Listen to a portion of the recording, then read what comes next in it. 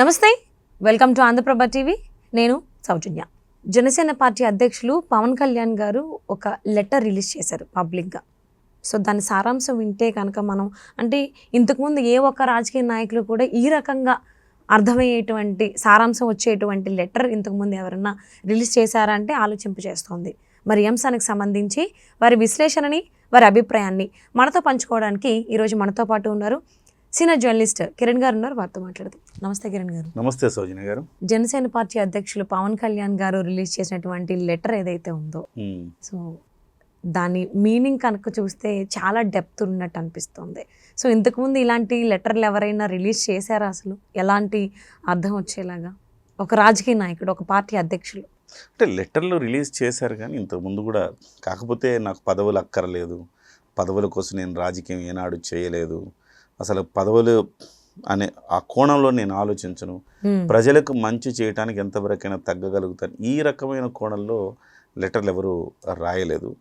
So కానీ ఇక్కడ మనం అర్థం చేసుకోవాల్సింది 2-3 అంశాలు కీలకంగా మనం మాట్లాడుకోవాలి. నారా లోకేష్ గారు డిప్యూటీ సీఎం కావాలి అన్న సందర్భాన్ని పురస్కరించుకొని తెలుగుదేశం జనసేన మధ్య కొంత ఫ్రిక్షన్ ఏర్పడింది. ఆ మాట వాస్తవం.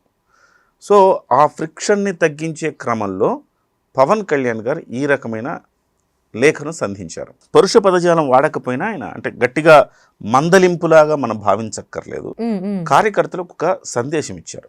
పదవుల కోసం నేను రాజకీయం చేయను, పదవులు నాకు ముఖ్యం కాదు, ఏనాడు చేయలేదు, ఇక ముందు చేయను, ప్రజలకు మంచి చేసేందుకు మాత్రం రాజకీయాల్లో ఉన్నా. క్లిస్టర్ క్లియర్. అంటే నాకు ముఖ్యమంత్రి పదవి కావాలని మీరెవరు డిమాండ్ చేయక్కర్లేదు. అదే సమయంలో ఎదుటి వాళ్ళు ఏమైనా మాట్లాడితే దానికి ప్రతిస్పందనగా మీరు మాట్లాడద్దు, మీరు ఎలాంటి వ్యాఖ్యలు చేయొద్దు. ఈ ప్రభుత్వం ఎంతో కష్టపడితే కానీ ఈ ప్రభుత్వం రాలేదు. ఇలాంటి ప్రభుత్వాన్ని మనం ముందుకు తీసుకెళ్లాలంటే మనం వాగ్వాదాలు పెంచుకోవద్దు. ఇంకో కీలకమైన అంశం మాట్లాడాడు ఆయన. ఇది జనసేన పార్టీ వలన ఈ ప్రభుత్వం వచ్చిందన్న భావన మీరు వీడండి, ఇది సమిష్టి కృషి. ఈ రకమైన లెటర్ ఎవరు రాయాల మీరు చెప్పిన కోణంలో. ఇట్లా ఎవరైనా క్రెడిట్ తమదే అనుకుంటారు కదా, అలా కాకుండా జనసేన పార్టీ క్రెడిటే కాదు ఇది. ఇందులో తెలుగుదేశం పార్టీ, బీజేపీ, జనసేన అన్నీ ఉన్నాయి. అన్నింటితో పాటు జగన్మోహన్ రెడ్డి చేసిన అరాచకాలు కూడా కలిసి వచ్చాయి. అందుకే ఇంత విజయం సాధించాం తప్ప ఇది మన ఒక్కళ్ళ క్రెడిటే కాదు, మన ఒక్కళ్ళ క్రెడిట్ అని చెప్పేసి మీరు రెచ్చిపోయి మాట్లాడద్దు అని చెప్పారు.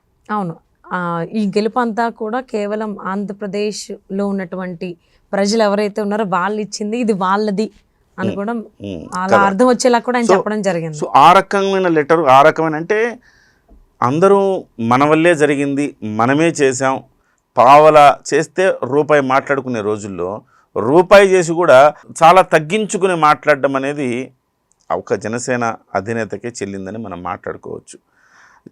ఒకసారి ఈ లెటర్ తర్వాత జన సైనికుల్లో కొంత అసంతృప్తి వచ్చిన మాట వాస్తవం. ఎందుకు?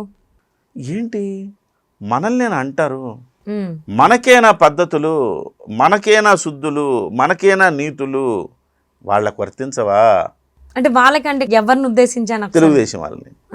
వాళ్ళకు వర్తించవా? ఎవరికి చెప్పారు? ఈయన జన సైనికులకి చెప్పారు, వీర మహిళలకు చెప్పారు. అవును బాస్ మాకు చెప్తున్నారు, బాగుంది, మేము పాటిస్తాం. కానీ అవతల వాడు అలా లేడే. వీర మహిళలను వీర్య మహిళలు అంటున్నాడు. ఏం మాట్లాడద్దా, ఏం అనద్దా? వాళ్లే ముందు ఈ అంశాన్ని రేస్ చేశారు. చర్యకు ప్రతిచర్య ఉంటుంది న్యూటన్ లా ప్రకారం. ఆ ప్రతిచర్యనే మన దగ్గర నుంచి వచ్చింది. ఆ మాత్రం ఉండదా?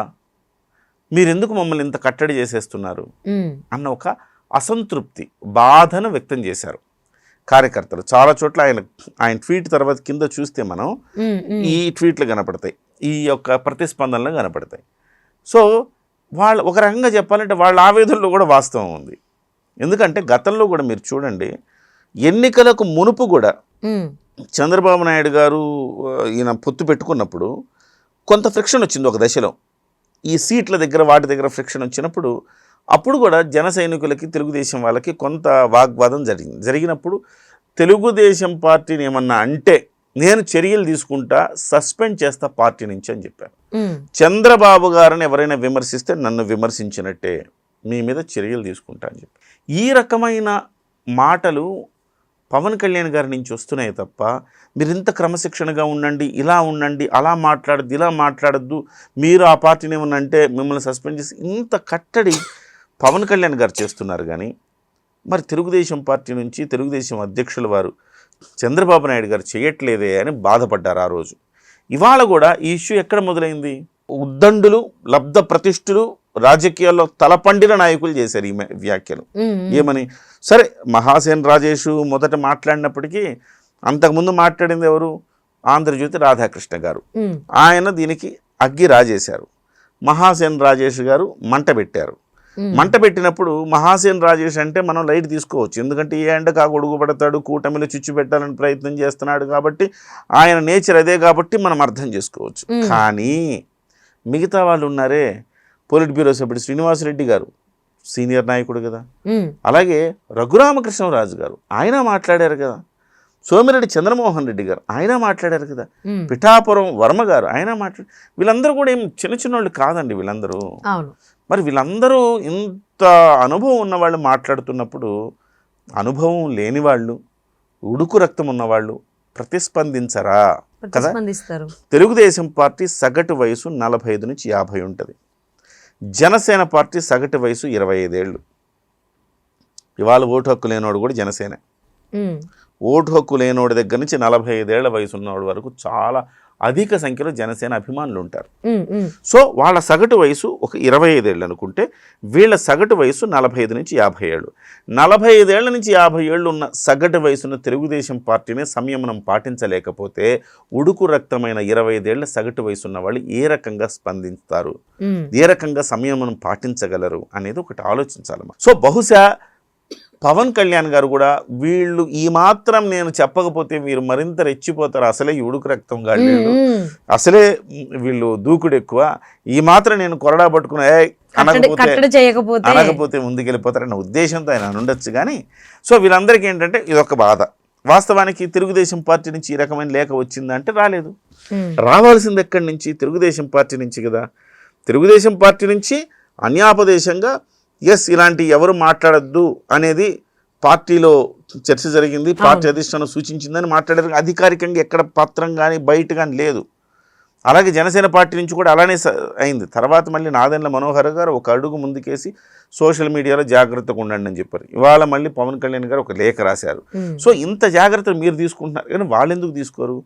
ఈ కూటమి కలిసి ఉండాలని వాళ్ళకి లేదా? ఈ రాష్ట్రం అభివృద్ధి చెందాలని వాళ్ళకి లేదా? అన్నీ మనకే ఉండాలా అని ఒక బాధ వాళ్ళందరికీ. కాకపోతే నేనేమంటున్నానంటే దీన్ని ఇంకో రకంగా అర్థం చేసుకోండి. చాలామంది పేరెంట్స్ ఏమంటారంటే చిన్నప్పుడు పిల్లలు పక్కింటికి వెళ్ళి ఆడుకోవడానికి, ఎదురింటికి వెళ్ళి ఆడుకోవడానికి వెళ్ళినప్పుడు వాళ్ళ తప్పుండి వాళ్ళు గొడవపడ్డా పేరెంట్స్ కొంతమంది వీళ్ళనే తిడతారు. నా తప్పేం లేదు నాన్న, వాళ్ళే నన్ను ఇలా అన్నారు, నేను అందుకు గొడవ పడాల్సి ఉంది. అయినా కానీ నువ్వు మంచిగా చదువుకోవాలి, ఇలాంటి వాళ్ళతో నువ్వు ఎందుకు అసలు ఆడుకుంటావు, నువ్వు మాట్లాడుకు, నువ్వు అసలు వెళ్ళకు, ఇట్లా మాట్లాడుతుంటారు. సో ఆ రకమైన పేరెంట్గా నాకు పవన్ కళ్యాణ్ గారు కనిపించారు. వాళ్ళ తప్పిదం ఉన్నా, వాళ్ళ తప్పిదం వాళ్ళు మాట్లాడినా కానీ దాన్ని వీళ్ళు ప్రతిస్పందించినందుకు చాలా హుందాగా ప్రతిస్పందించారండి. వీళ్ళు కూడా ఎక్కడ మనం వీళ్ళని తప్పట్టడానికి లేదు. మీ నాయకుడు డిప్యూటీ సీఎం అవ్వాలన్న కాంక్ష మీకు ఉండడం తప్పులేదు, మా నాయకుడు కూడా ముఖ్యమంత్రి అవ్వాలని మాకు కాంక్ష ఉంది కదా, మరి సాధ్యపడుతుందా? ఈ కూటమి ధర్మాన్ని పాటించాలి కదా అని మాట్లాడారు అంతే. ఎవ్వరూ ఇక్కడ తెలుగుదేశాన్ని కించపరచడమో, చంద్రబాబు గారిని, లోకేష్ గారిని కించపరచడం ఎక్కడ చేయలే. నిజం చెప్పాలంటే వీళ్ళు చూపిన సహనానికి మనం వీళ్ళని అభినందించాలా. జనసేన అధికార ప్రతినిధులు కానీ కార్యకర్తలను కానీ మనం అభినందించాలి. అంత సమయం చూపినా కానీ మళ్ళీ పవన్ కళ్యాణ్ గారు ఇలా అన్నారని ఒక బాధ అంతే. సో దాన్ని కూడా ఈ పాజిటివ్గా అర్థం చేసుకోవాల్సిన అవసరం ఉందని నేను అంటున్నా. అంటే యాక్చువల్లీ సోషల్ మీడియాలో జరుగుతున్నటువంటి డిస్కషన్స్కి సంబంధించి పవన్ కళ్యాణ్ గారు ఇది రెండోసారి ఇలాగ బయటకి మాట్లాడడం, ఒక పేపర్ రిలీజ్ చేయడము. ఇంతకుముందు చర్యలు తీసుకుంటాను అన్నారు, ఎవరైనా కొంచెం ఆ లైన్ కనుక క్రాస్ చేస్తా అని. కానీ ఈ దాంట్లో అయితే అలా లేదు, బట్ కలిసి ఉండాలి, ఇదంతా విజయం మనదే. చాలా స్మూత్గా చెప్పారు. మనందరం మాట్లాడుకుందాం, మార్చి 14 వస్తుంది, మనం ప్లేనరీ ఉంది, మనం మాట్లాడుకుందాం అని చెప్పారు. ఓవరాల్గా నేను చెప్పేది ఏంటంటే, మనం ఒక విశ్లేషకుడిగా మనం చెప్పాల్సింది ఏంటంటే, చంద్రబాబు నాయుడు గారు కూడా ఇలాంటి ఒక లేఖ రాస్తే చెల్లుకు చెల్లు, వాళ్ళు కూడా ఎస్ ఆయన కూడా ఎస్ మేము ఇచ్చారు. కూడా చెప్పాము, ఆయన కూడా చెప్పాడని ఒక ఇది ఉంటుంది. అంటే ఇప్పటికైనా ఈ డిప్యూటీ సీఎం ఇంకొకరు అలాగే సీఎం అనేటువంటి డిస్కషన్స్ ఏవైతే అయినాయో తెరపడినట్టేనా ఇప్పటికైనా? తెరపడినట్టే. తెరపడినట్టే. పవన్ కళ్యాణ్ గారు ఇచ్చారు, వాళ్ళు ఏం మాట్లాడట్లా, కాబట్టి దీంతో ఇక్కడతో సమస్య పోయినట్టు అనుకోవాలి. సో చూద్దామండి, జనసేన పార్టీ నుంచి అయితే పవన్ కళ్యాణ్ గారు లేఖ రిలీజ్ చేశారు, ఏం మాట్లాడద్దు అందరం కలిసి ఉందాము అని. మరి ఇదే రకంగా తెలుగుదేశం పార్టీ నుంచి అంటే అనౌన్స్మెంట్ లాగా ఏమన్నా మీట్ పెట్టి చేస్తారా, లేకపోతే పవన్ కళ్యాణ్ గారు లాగే ఆయన అడుగు జాడల్లో ఒక పేపర్ రిలీజ్ చేస్తారనేది చూద్దాం. Thank you so much Kiran గారు.